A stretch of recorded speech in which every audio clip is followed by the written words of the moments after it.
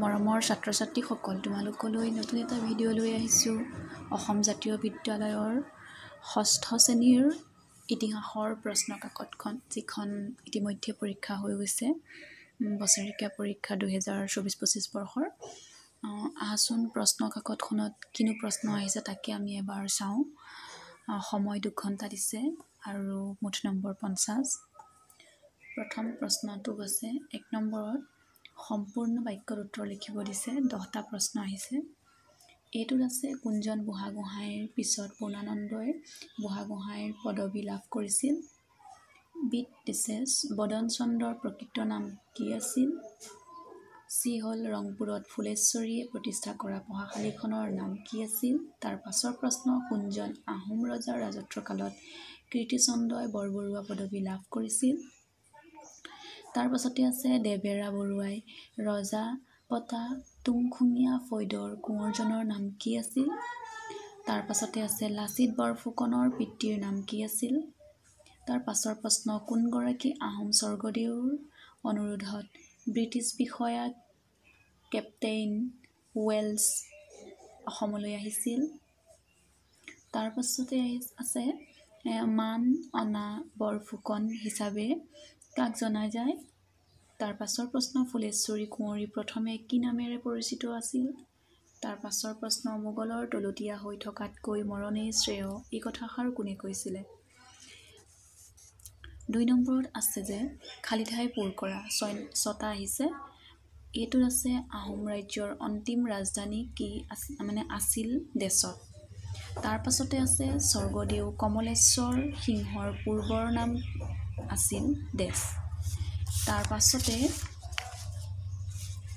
চিত আহিছে আলাবৈ যুদ্ধৰ সময়ত মোগলসকলৰ সেনাপতি আছিল দেশ। তাৰ পাছৰ প্ৰশ্ন আহিছে উদয়াদিত্য সিংহক ভায়েক দেশৰ ষড়যন্ত্ৰ কৰি হত্যা কৰিছিল। তাৰ পাছৰ প্ৰশ্ন ৰাজেশ্বৰ সিংহৰ মৃত্যুৰ পিছত তেওঁৰ ভাতৃ দেশ সিংহ আহোম ৰাজ্যৰ ৰজা হয়। তাৰ পাছত আহিছে খালী ঠাইটোত আহোম স্বৰ্গদেউ দেশৰ শাসনকালত শ্ৰীমন্ত শংকৰদেৱ আৰু তেওঁৰ অনুগামীসকলক বৰ অত্যাচাৰ কৰিছিল। এইখিনি আছিলে খালী ঠাই পূৰ কৰা। তাৰ পাছতে আছে 3 নম্বৰ কীৰ্তিচন্দ্ৰক কিয় জলম্বতা বুলি কোৱা হয়।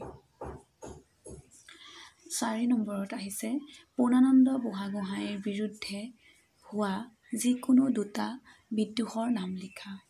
তাৰ পাছতে আহিছে আহোম ৰাজত্বৰ কালত উজনি খণ্ড আৰু নামনি খণ্ডত ৰজাৰ শাসন কাৰ্য চোৱাচিতা কৰাৰ দায়িত্ব কোন 2জন বিষয়াক অৰ্পণ কৰা হৈছিল।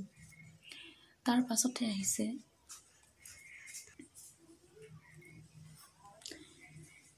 প্ৰথম মোৱামৰীয়া বিদ্ৰোহত নেতৃত্ব লোৱা 2গৰাকী নেতাৰ নাম লিখা।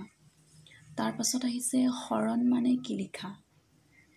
তাৰ পাছৰ প্ৰশ্ন বৰফুকন পদবীত অধিষ্ঠ হোৱাৰ আগতে লাচিতে লাভ কৰা 2টা পদবীৰ নাম লিখা। তাৰ পাছৰ প্ৰশ্ন প্ৰথম মোৱামৰীয়া বিদ্ৰোহৰ 3টা ফলাফল লিখা। তাৰ পাছতে আহিছে আহোম ৰাজত্বকালৰ সংকটকাল কথাষাৰ বুজাই লিখা। তাৰ পাছত আহিছে শৰাইঘাটৰ যুদ্ধ কাৰ কাৰ মাজত হৈছিল এই যুদ্ধৰ 2টা ফলাফল লিখা। তাৰ পাছতে আহিছে ছত্ৰভংগ যুগ কথাষাৰৰ অৰ্থ কি আছিল লিখা। তাৰ পাছৰ প্ৰশ্ন জয়মতীৰ বিৰুদ্ধে লালুকসোলা বৰফুকনে কেনে ব্যৱস্থা গ্ৰহণ কৰিছিল লিখা।